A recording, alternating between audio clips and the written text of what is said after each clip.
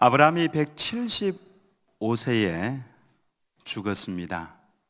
성경 말씀에는 아브라함이 175세를 살고 죽었더라 이렇게 기록을 해야 되는데, 그가 175세에 죽어서 그의 열조에게로 돌아갔다 이렇게 기록을 하고 있습니다.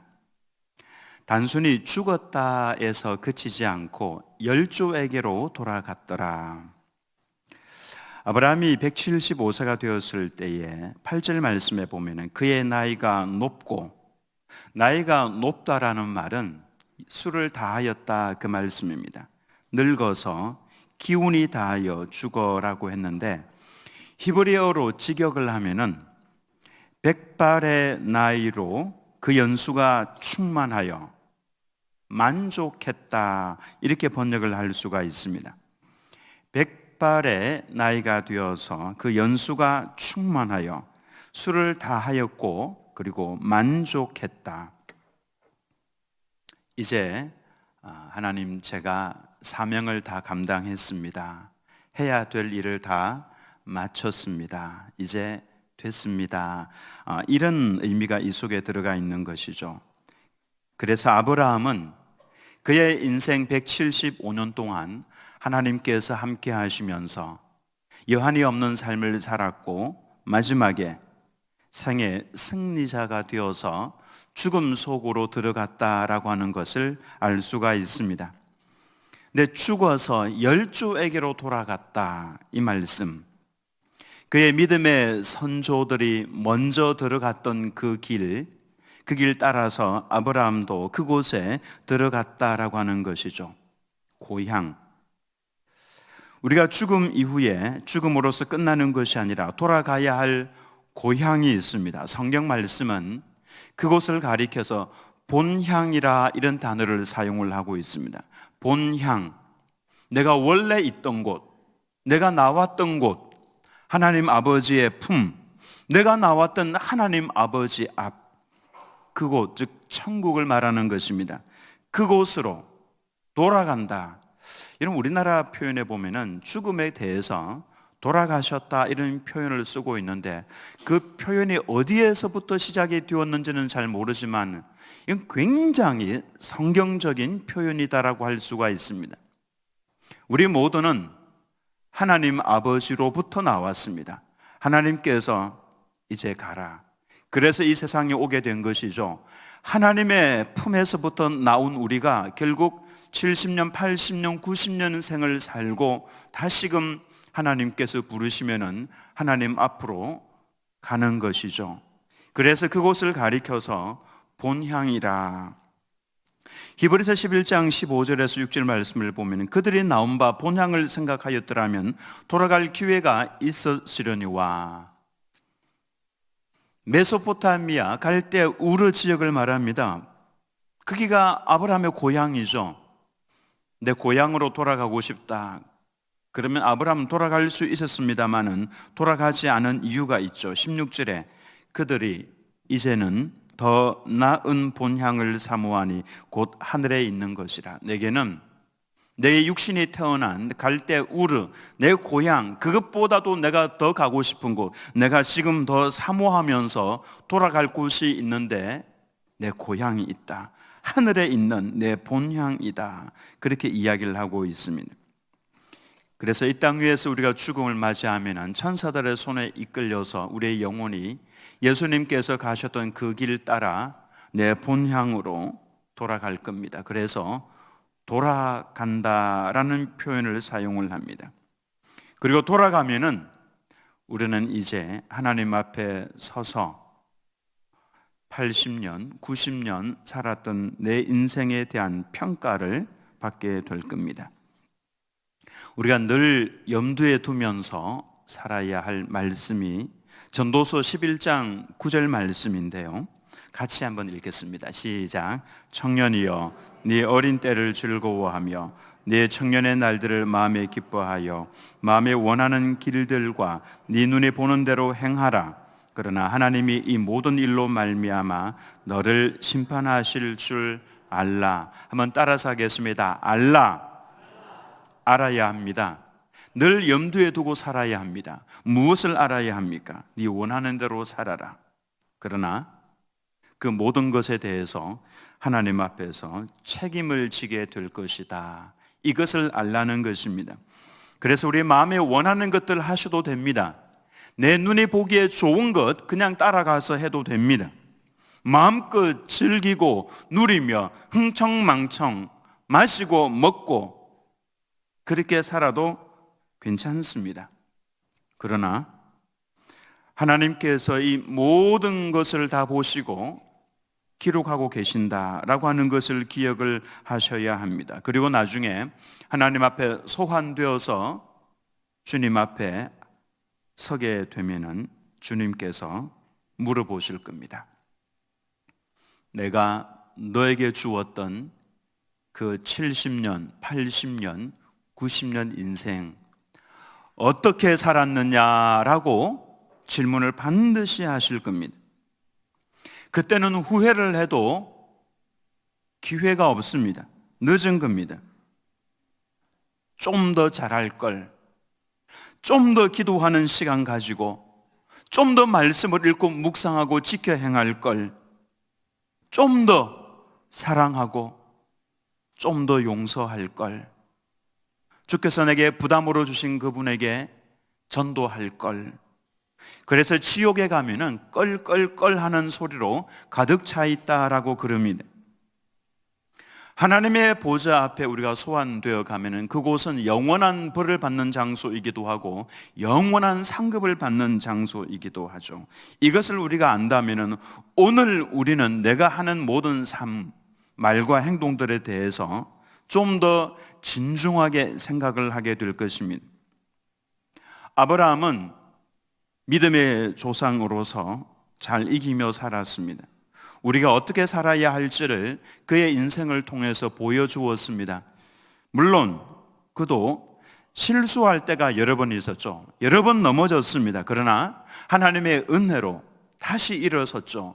손을 내어 밀어줄 때에 그 손을 딱 붙들고 아브라함은 다시 일어나서 인생의 마무리를 잘 했습니다. 하나님 이제 만족합니다 하고 그의 눈을 감았던 것이죠. 얼마나 큰 복입니까?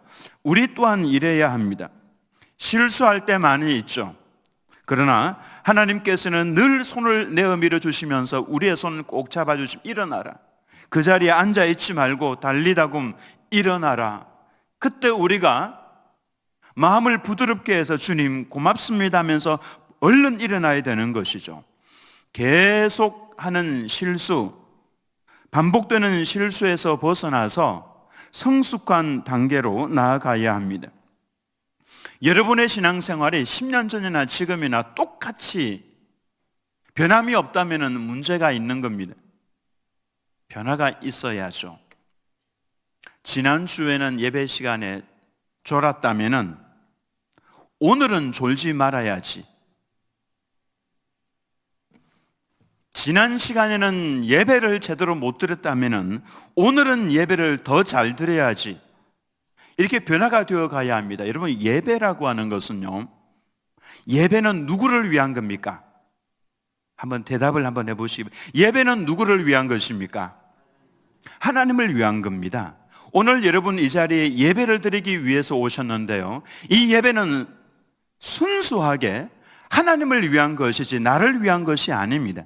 나를 위한 것은 부수적인 것이고 우리의 목적은 하나님을 예배하기 위해서 나온 겁니다. 하나님께 내 마음을 드리고 내 기도를 드리고 내 물질을 드리고 내 헌신을 드리고 하나님께 영광을 올려드리기 위해서 우리는 예배 자리에 모인 겁니다. 오늘 찬양대가 찬양을 했는데요,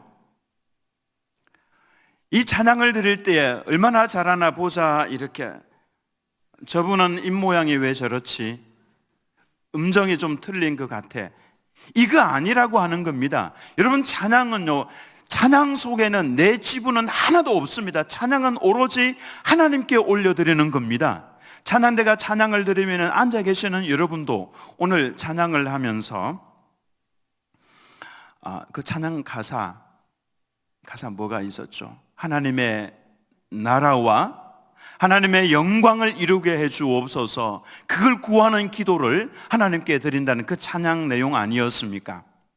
그러면 우리도 앉아서 같은 마음을 가지고 하나님을 찬송하는 겁니다. 그 속에 나를 위한 지분은 하나도 없습니다. 오로지 하나님을 위한 것이죠.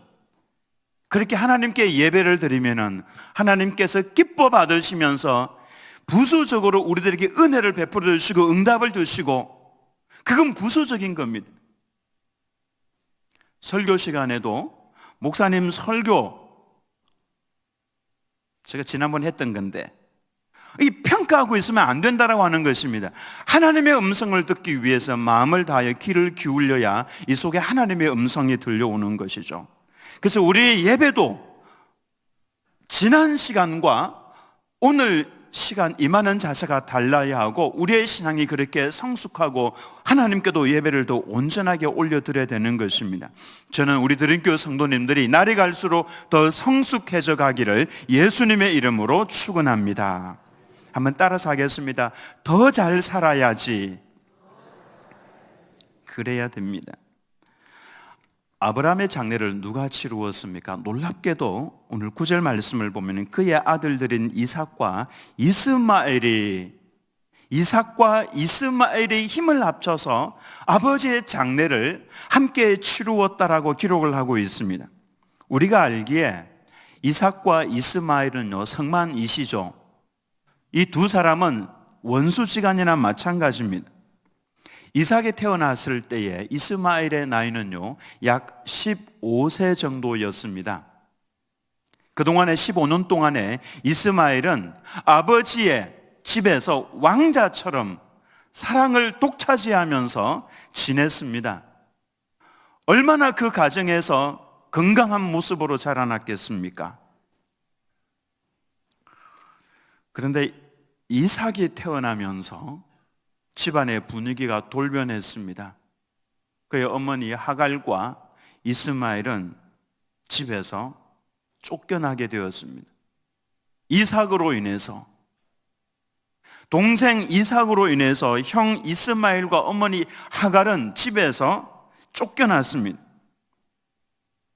그러니 이스마엘의 마음속에 깊은 상처가 새겨졌고, 아버지에 대한 적개심, 증오, 그리고 이삭에 대한 증오, 더 이상 하나가 될 수 없는 그와 같은 깊은 골이 이스마엘과 이삭 사이에는, 또 아브람과 그들 사이에 생겼던 것입니다. 여러분, 아버지와 원수를 치면요, 아버지 장례식에 안 옵니다. 잘 죽었다고 그럽니다. 쳐다보지도 않습니다. 그런데 이스마엘이 이삭과 함께 아버지의 장례식을 치르죠. 어떻게 이게 가능했겠습니까? 아브라함은 그의 첩인 하갈과 이스마엘을 내어 쫓고 난 다음에 마음에 깊은 아픔이 있었을 겁니다. 그래서 그냥 그대로 내버려 둔 것이 아니죠. 찾아가서 잘못했다고 화해를 청했을 겁니다. 손을 내어 밀었을 겁니다. 먹을 것도 갖다 주었을 겁니다. 입고 써야 할 것들 공급을 해 주었을 겁니다. 왜냐하면 자신의 아내였고, 그리고 자신의 아들이기 때문에 그런 것입니다. 풀어야 합니다. 죽기 전에 풀어야 합니다. 생각을 해보면 외로운 세상 아닙니까? 괴로운 세상 아닙니까? 여러분 옆에 앉아있는 분들의 그 사연을, 살아온 사연을 들어보면 눈물 없이는 들을 수 없는 사연들을 다 가슴 속에 품고 있습니다. 그래서 알고 보면 참으로 불쌍한 사람들 아닙니까? 그래서 풀어야 합니다. 손을 내어 밀어야 되는 것이죠. 아마도 아브라함이 먼저 찾아갔을 겁니다. 그리고는 손을 내어 밀었죠. 여러분, 저녁에 노을이 아름다운 이유가 무엇입니까? 모든 것을 다 품고 있기 때문에 아름다운 겁니다.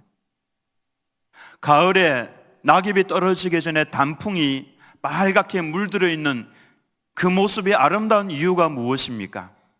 봄에 여린 싹으로 태어나서 온갖 바람을 다 맞고 찢어지기도 하고 비도 맞으면서 더운 여름도 지나가면서 그 모든 것을 다 품고 있기 때문에 마지막에 그 낙엽 속을 들여다보면 눈물이 있는 겁니다. 그래서 아름다운 겁니다.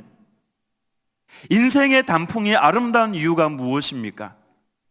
한평생을 살아오면서 왜 미워하는 일이 없었겠습니까? 증오하는 일이 없었겠습니까? 기쁘고 즐겁고 슬픈 일들이 얼마나 많이 있었겠습니까? 이런 사람도 만나고 저런 사람도 만나고 여러 가지 흔적들이 가슴 속에 많이 남아있지만 사랑으로 그 모든 것을 다 성화시키고 나면은 그 가슴 속에 눈물이 있는 겁니다. 그래서 인생의 단풍이 들면은 그게 아름다운 겁니다. 아브라함도 그의 인생에 수많은 일들을 겪었죠. 참으로 아름다웠던 것은 먼저 찾아가서 손을 내어 밀고 그들의 필요를 채워주었던 그 모습들, 그 얼마나 아름답습니까? 이전에 제가 섬겼던 교회, 수영로교회 성도가 수만 명이 되죠. 그 많은 성도들 중에 제 제자반에 저를 선택을 해서 오셨던 분들이 있습니다. 제자 양육을 할 때에 저도 사실 잘 모르는 분들이 저희 반에 와서 공부를 같이 많이 했습니다. 그날 제자 양육을 할 때에 질문을 하나 던졌습니다.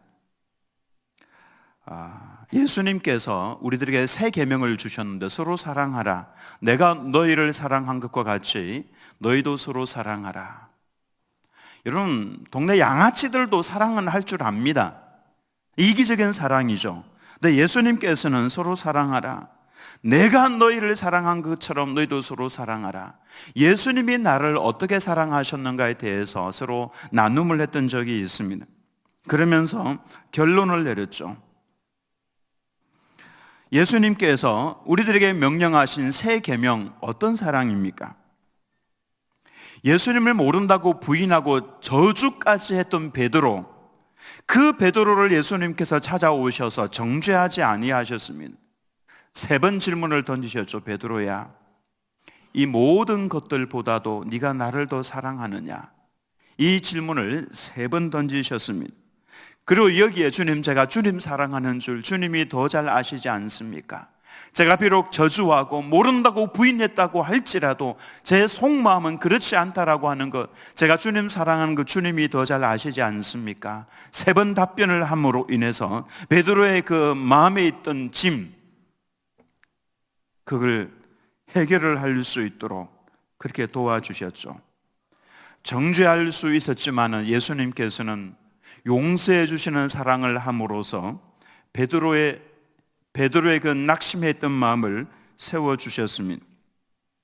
현장에서 간음하다가 잡혀온 여인에게 예수님께서 그러시죠. 너희 중에 죄 없는 자가 돌로 치라. 양심의 가책을 받은 사람들이 다 떠나고 난 다음에 예수님께서 이 여인에게 한 말씀 하셨습니다. 나도 너를 정죄하지 아니할 테니까 가서 다시는 죄를 범하지 말라. 베드로와 이 여인이 어찌 예수님의 그 사랑을 잊어버릴 수가 있겠습니까? 이들도 나가서 내가 받았던 그 사랑을 나도 전해 주어야지, 나도 그렇게 해야지. 그래서 정죄할 수 있는 고난이 있을 때에 용서해 주는 삶을 이들도 살았을 겁니다. 마찬가지입니다. 우리도 정죄할 수 있는 고난이 있을 그때에 정죄하지 마시고 먼저 손을 내어 밀어주는 사랑, 그 사랑을 하십시오. 우리가 언제까지나 살아있는 것 아닙니다. 기회를 놓쳐서는 안 됩니다. 이것이 그날 제자훈련의 결론이었습니다.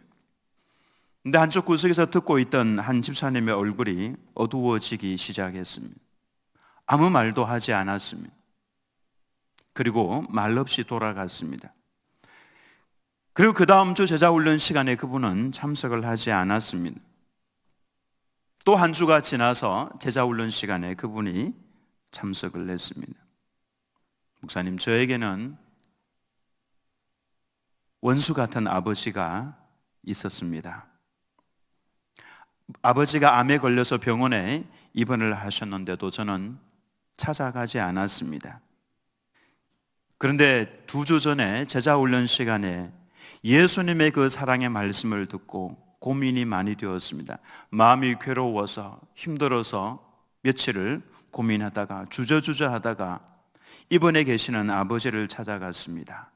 찾아가서 보니까 아버지는 말기암이었고 더 이상 회생할 수 있는 기회는 없는 것 같았습니다.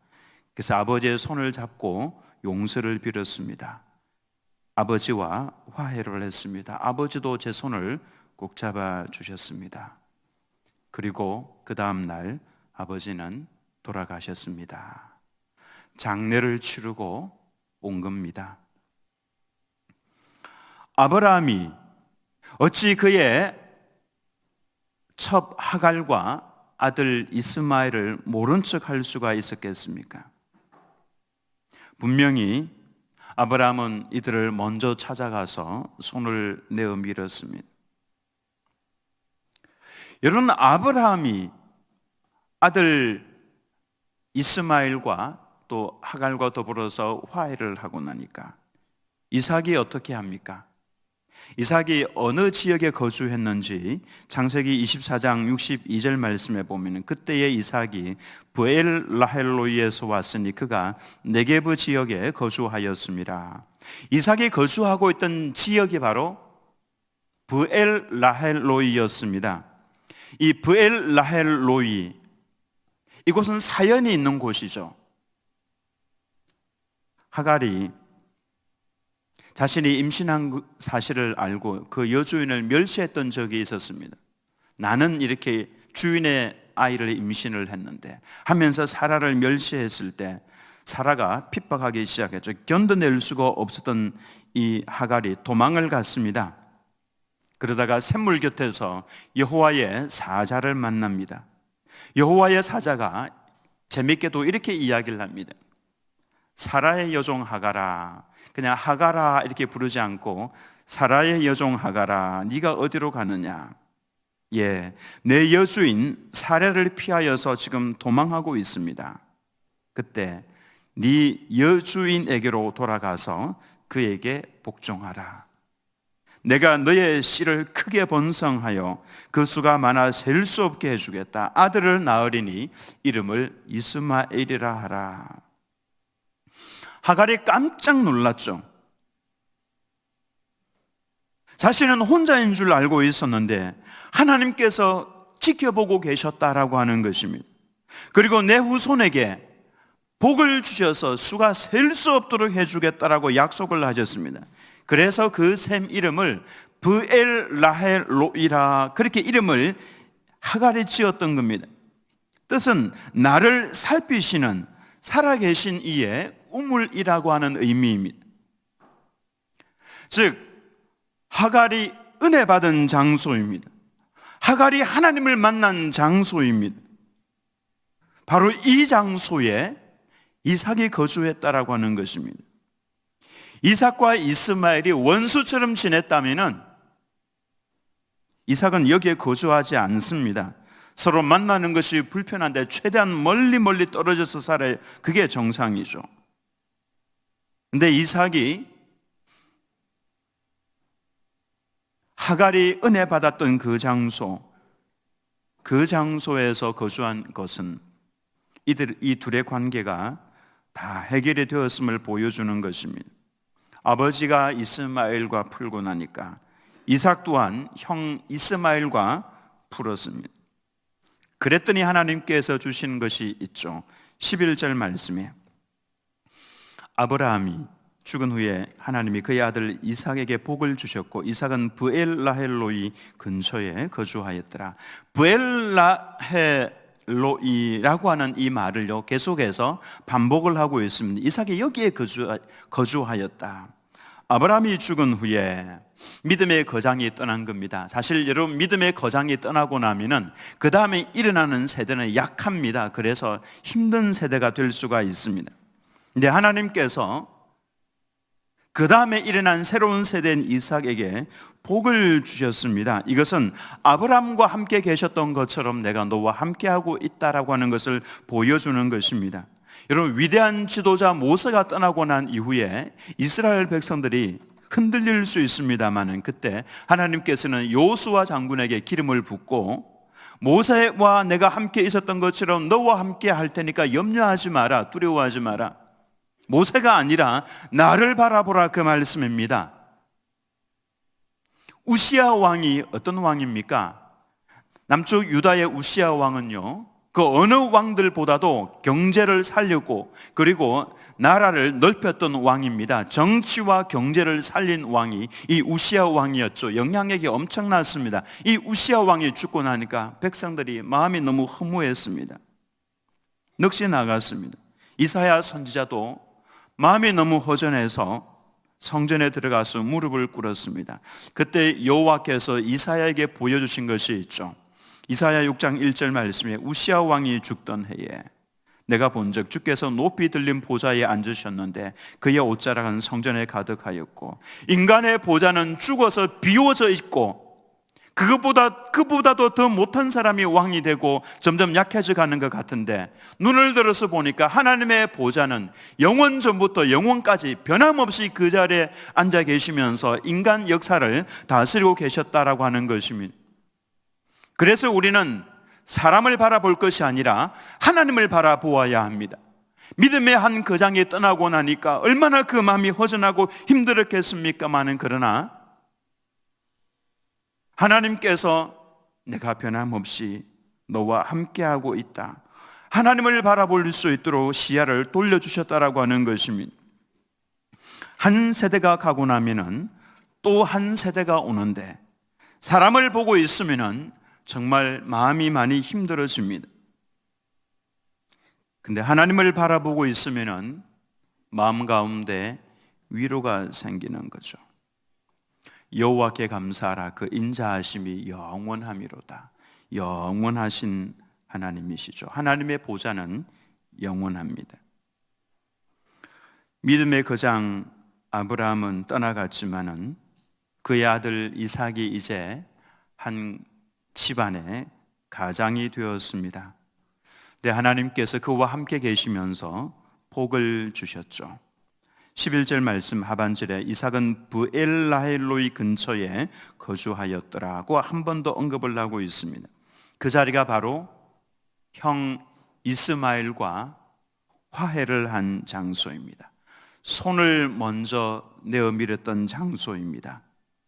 하나님께서 하나가 된 바로 그 장소에서 이삭에게 복을 주셨더라, 그렇게 말씀을 하고 있습니다.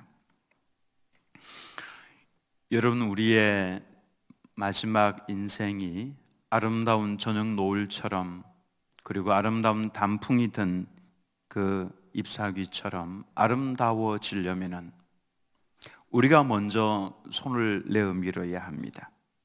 우리가 먼저 웃어주어야 합니다. 우리가 먼저 찾아가 주어야 합니다.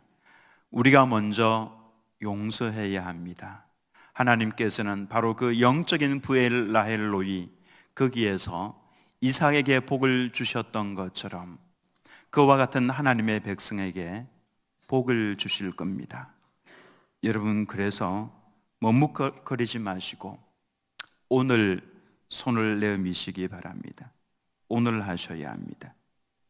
주님께서 내 마음속에 말씀을 하시고 부담을 주실 그때에 손을 먼저 내어 미셔야 합니다. 거기에서 하나님께서 복을 주실 것이고, 이삭과 이스마엘이 하나가 되어서 아버지의 장례를 치루었던 것처럼 그곳에 사랑과 화해가 있게 될 것이고 하나님의 복이 임하게 될 것입니다. 바로 오늘 이 자리, 이 순간 하나님께서 여러분들에게 말씀을 하실 때에 순종하시는 우리들은 교회 모든 성도님들 다 되시기를 예수님의 이름으로 축원합니다.